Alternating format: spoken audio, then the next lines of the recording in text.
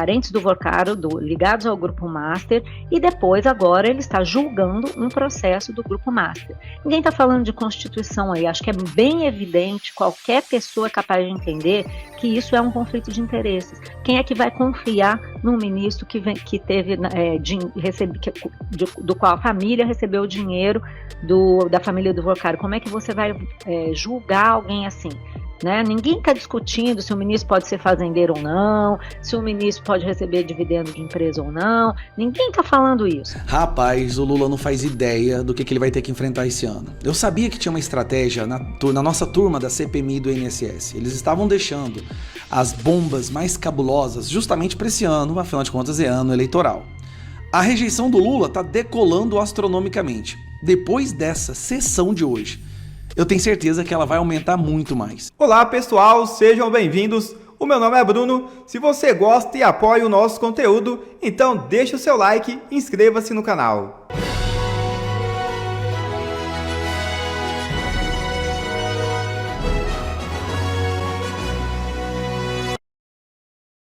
Estados Unidos realiza nova operação na Venezuela e prende mais 2. É isso mesmo. Uma operação realizada pelos Estados Unidos em conjunto com a nova gestão da Venezuela efetuou nesta quarta-feira a prisão do homem tido como testa de ferro do tirano Nicolás Maduro, o empresário Alex Saab. Um agente de segurança dos Estados Unidos afirmou que Saab deve ser extraditado ao país nos próximos dias. Segundo ele, a cooperação ocorreu sob o governo interino de Delcy Rodrigues, que controla as forças de segurança venezuelanas. O empresário Raul Gorin, dono da rede de TV venezuelana Globovision e investigado nos Estados Unidos por lavagem de dinheiro, também foi preso na mesma operação. A operação desta quarta-feira ocorreu em meio à pressão dos Estados Unidos sobre a Venezuela após a captura de Maduro. O ditador deposto segue preso em uma penitenciária de Nova York e responde a uma série de crimes. Desde então, a vice-presidente Delcy Rodrigues assumiu o governo venezuelano de forma interina e vem se aproximando de autoridades americanas. Donald Trump tem elogiado o trabalho dela e afirmou que a Venezuela está cooperando com os Estados Unidos. Esposa de Moraes também será convocada na CPMI. É isso mesmo. O deputado Marcel Van Hatten acaba de publicar: "Vamos convocar a esposa de Moraes na CPMI do INSS". Veja o vídeo. E é importante que o povo brasileiro observe aqui a que ponto nós chegamos com esse desgoverno. Muito bem dito pelo senador Exalci, fomos todos processados por falar a verdade. Felizmente, a justiça não lhe faltou e não nos faltará, porque também ainda estamos com um processo do PT contra nós por termos dito aquilo que aconteceu, que foi a roubalheira dos aposentados sob o governo Lula, que beneficia inclusive seus parentes. Irmão do sindicato, que não quer vir aqui porque o PT barra sua convocação. Filho do presidente da República, morando fora do país, recebendo mesada do careca do INSS de R$300 mil por mês. Estou aqui com uma série de requerimentos que foram apresentados, também do Banco Master, e vou solicitar que seja convocada a esposa do senhor ministro Alexandre de Moraes, Viviane Barros de Moraes, para que explique que tipo de contrato seu escritório mantinha com o Banco Master que roubou aposentados, se não era um contrato de serviço advocatício, porque em processo ela não figura. Agora o lobby, pelo que a imprensa tem revelado, foi feito para que o Banco Master fosse comprado pelo BRB. E o clima está tenso em Brasília. Fachin cancela almoço com ministros do STF. O encontro seria para discussão sobre o Código de Ética na Corte. O almoço do presidente do Supremo Tribunal Federal, Edson Fachin, com ministros da Corte, que estava previsto para o próximo dia 12, foi adiado. O ministro avisou aos colegas sobre o adiamento na quarta-feira pela manhã. De acordo com a assessoria de comunicação do tribunal, o adiamento foi por causa de um conflito de agenda. A nova data ainda não foi definida, mas será após o feriado de carnaval. Há uma expectativa de que o Código de Ética, que enfrenta resistência interna, figure como um dos principais assuntos do encontro. Embora os magistrados já soubessem do adiamento desde a manhã desta quarta, a informação chegou à imprensa ao final do dia, alimentando especulações de que Fachin teria reagido às declarações de Moraes. A jornalista Malu Gaspar detonou o que Moraes disse e foi para cima do ministro. Veja o vídeo. Pelo amor de Deus, né, Milton? Vamos falar sério. Cássia, Milton, o que a gente viu ontem foi um show de cinismo, né? Esses dois ministros, eles acham que a gente não está entendendo o que está acontecendo. Eu acho que quem não está entendendo o que está acontecendo são eles, né? Vamos falar sério.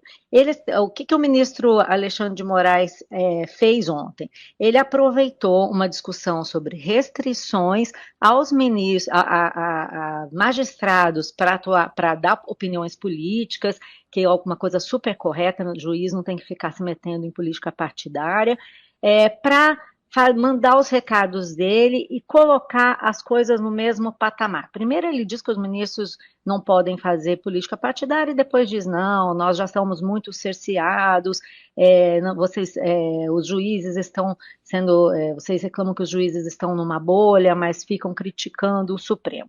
E aí sai rebatendo pontos que ninguém discutiu. Por exemplo, ele diz demonizar palestras, né, que estão demonizando as palestras, que os juízes já são super cerceados e só podem dar aula. Ninguém está demonizando palestra alguma, ninguém está falando isso. O que está sendo dito, um debate pertinente e muito consequente, que é ao qual o ministro Edson Fachin também já aderiu, é que esses ministros que dão palestras, que têm palestras pagas, que têm passagens para o exterior pagas, que andam em jatinho de empresários, têm o dever de transparência, prestar contas do que fazem, quanto ganharam ou se não ganharam, quem pagou pelas palestras, né, quem pagou as despesas de suas viagens, qual foi a remuneração envolvida, ou quem pagou as hospedagens, quem pagou quem custeou as viagens deles. Hoje, quando a gente pergunta isso para o Supremo,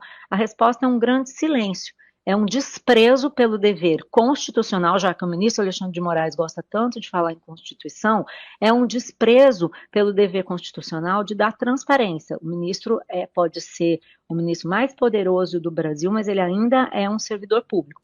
Outra coisa, o ministro Toffoli reclamou da questão dos ministros não poderem ser acionistas, mas eles podem receber dividendos, tem ministros que são fazendeiros.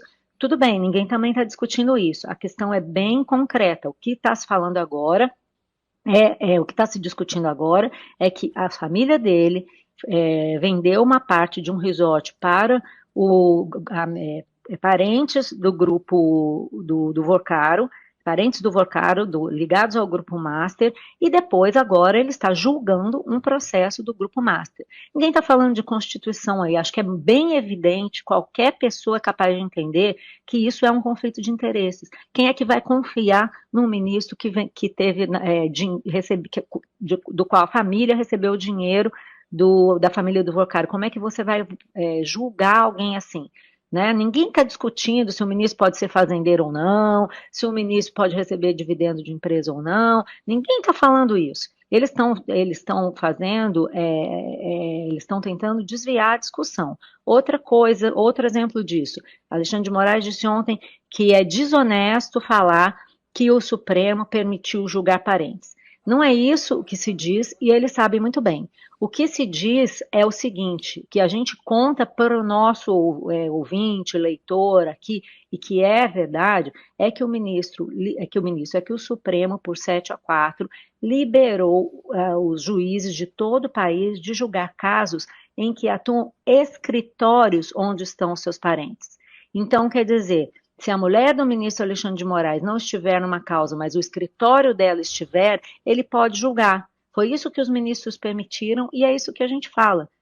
Isso, para mim, já é bastante complicado, porque você tem num escritório pessoas que atuam em conjunto, quer dizer que só eu não assinando a procuração está liberado? Foi isso que eles se permitiram, não é a gente que está inventando. Isso aconteceu. Agora, e por que esses ministros estão fazendo todo esse contorcionismo verbal, tergiversando, desviando o curso da discussão? Porque eles não querem responder o que está de fato em jogo. O ministro Alexandre de Moraes até agora não respondeu por que a mulher dele tem um contrato de 130 milhões de reais com o Banco Master, que rendeu a ela 3 milhões e 600 mil reais por mês. É um contrato que não tem paralelo no Brasil. E até agora, eu e a minha equipe no blog, Milton, continuamos procurando onde foi que ela prestou serviço. E a gente ainda não achou. Né? Então seria bom que o ministro, ao invés de reclamar da imprensa, de acusar todo mundo de desonestidade, seja ele mesmo honesto e explique para o Brasil que tipo de serviço a sua mulher prestou e por que ele foi procurar o presidente do Banco Central para pressionar por uma solução para os problemas do banco. O que parece, Milton, é que os ministros aprenderam com o Centrão, com o Congresso, com a atividade política e estão fazendo no Supremo a mesma coisa que o Alcolumbre e o Hugo Malta estão fazendo no Congresso. Eles fingem que não entendem o que está acontecendo, acusam a imprensa, ou quem aponta os problemas, ou quem faz crítica, de criar narrativas, viram as costas para a sociedade e acabou. Eles se acham realmente acima do bem e do mal. E operação mira fraude em mandados de prisão falsos contra Lula e Moraes. Entenda. Policiais civis de Goiás estão agora nas ruas para combater uma fraude cibernética que colocou dados de prisão falsos. Contra quem? O presidente da República, Lula, e o ministro do Supremo, Alexandre de Moraes, no Conselho Nacional de Justiça. A gente já viu uma história parecida envolvendo inclusive parlamentar, tá? Mas já vamos relembrar isso. De acordo com as investigações, os mandados de prisão contra as autoridades foram colocados no software que comanda o andamento de processos do Tribunal de Justiça no estado de Goiás. Em janeiro, o sistema do CNJ já tinha sido alvo de um ataque parecido. Na época, os criminosos chegaram a trocar os CPFs de Lula e Moraes, mas não conseguiram emitir os mandados falsos de prisão. Ou seja, já tinha acontecido, porém, não foi adiante. A ação de hoje teve a participação do Núcleo de Inteligência do Tribunal de Justiça de Goiás e das Polícias Civil de Minas e também do Distrito Federal. Lembrando que nós já tivemos a deputada federal Carla Zambelli e o hacker Delgatti Neto sendo condenados por unanimidade no Supremo, justamente por tentar colocar dados falsos no CNJ, o Conselho Nacional de Justiça. Portanto, operação que ocorre neste momento e a gente vai aos pouquinhos, ao recebermos atualizações, novidades, compartilhando ela com vocês. Rapaz, o Lula não faz ideia do que ele vai ter que enfrentar esse ano. Eu sabia que tinha uma estratégia na nossa turma da CPMI do INSS. Eles estavam deixando as bombas mais cabulosas justamente para esse ano, afinal de contas é ano eleitoral. A rejeição do Lula está decolando astronomicamente. Depois dessa sessão de hoje, eu tenho certeza que ela vai aumentar muito mais. O Alfredo Gaspar, que é o relator da CPMI do INSS, ele explode na cara da imprensa e do PT a vinculação do filho do Lula com o roubo do INSS, de uma maneira que fica inquestionável. Isso aqui, gente, dá um prazer gigantesco de assistir. O Alfredo Gaspar está fazendo uma coisa que ele está derrubando o governo, basicamente desse discurso aí, ó. Vem o STF com André Mendonça. Aí está aqui a decisão de todos eles, daqueles que foram blindados. Mas falando aqui só da Roberta. A investigar. Roberta é essa aqui, que é a socialite, que de acordo com as denúncias da PF, pegava o dinheiro do careca do INSS e repassava para o filho do Lula que está aqui. A da Roberta Luxig é apontada pela Polícia Federal como integrante vinculada ao núcleo político da organização criminosa liderada por Antônio Carlos Camilo Antunes. O careca. Sua atuação se revela essencial para a ocultação de patrimônio, movimentação de valores e gestão de contas bancárias e estruturas empresariais utilizadas como instrumento de lavagem de capital. Aí fala que só da Roberta, que Roberta e seu pai receberam um montante lá na empresa deles, que tem suspeita não, tem comprovação dessa empresa ter recebido do careca do INSS por serviço não prestado, era só lobby, só lobby, safadeza e ficção. A empresa deles pai e filha, recebeu 18.271.000 reais. Olha, de acordo com a Polícia Federal, só para dar um exemplo, foram 5 pagamentos de 300 mil reais. Exatamente 300 mil reais que o delator dizia que o filho do Lula recebia mensalmente. Só não, 5 pagamentos de 300, isso em dos braços da investigação. Mesmo após a operação sem desconto, Roberta e Careca do INSS continuam a operar. Olha como essa inocente se dirige ao Careca, depois da operação sem desconto. Antônio, some com esses telefones. É essa aqui falando isso, viu? Presta atenção. Joga fora. Depois em outra troca de mensagem com o Careca do INSS.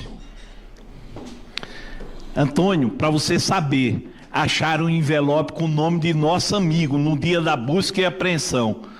Aí Antônio responde com preocupação: putz.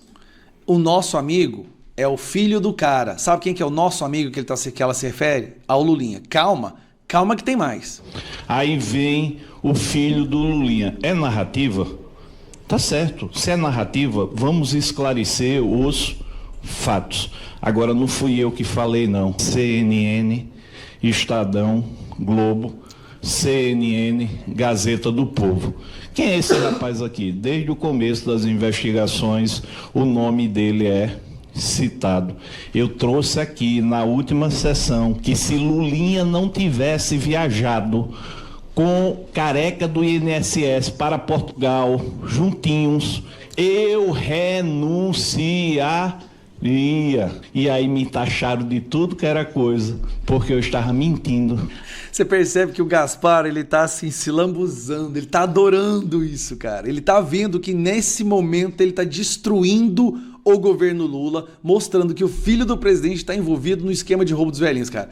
Esse está sendo o grande momento da vida do Gaspar. Aí, pedi aqui a liberação da lista de passageiros. Deixaram não, blindaram. Volto a dizer, minha gente, deixa eu renunciar, eu tô doido para renunciar. Libera essa lista de passageiro, libera quem pagou a viagem de Lulinha para Portugal, libera para a gente ver se Careca do INSS estava com ele. PF apura citações a Lulinha, PF comunica ao STF, diálogo de WhatsApp, anotações e passagem aérea, mesada, citações e viagens. Rapaz, que lapada foi essa? Isso é uma preparação dele, uma apresentação para que seja votada a convocação do Lulinha. Nós já sabemos, o governo já comprou votos para impedir isso. Infelizmente, o governo vai blindar uma pessoa que está claramente envolvida no roubo dos velhinhos, só que tem um detalhe, que é o mais agravante. Essa pessoa é filho do presidente da República. O presidente da República está blindando o seu próprio filho no envolvimento de roubo dos aposentados. No ano eleitoral. Como é possível? Então, calma, vocês vão ficar chateados. Mas não vai ser convocado. Vocês não estão entendendo. O André Mendonça, que é o ministro do STF, à frente dessa investigação, o relator dessa investigação, determinou para a Polícia Federal, o que está acontecendo? Todas essas provas contra o Lulinha e nenhuma busca e apreensão na casa do cara, nem apreensão dos passaportes dele.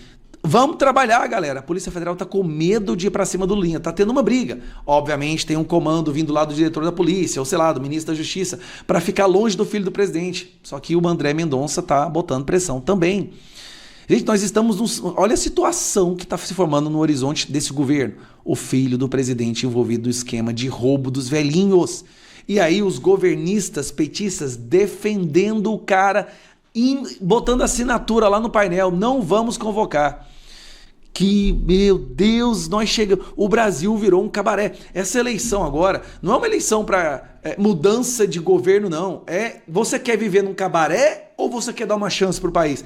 Essa é uma eleição plebiscitária. Você quer um cabaré ou você quer um país sério? Um abraço.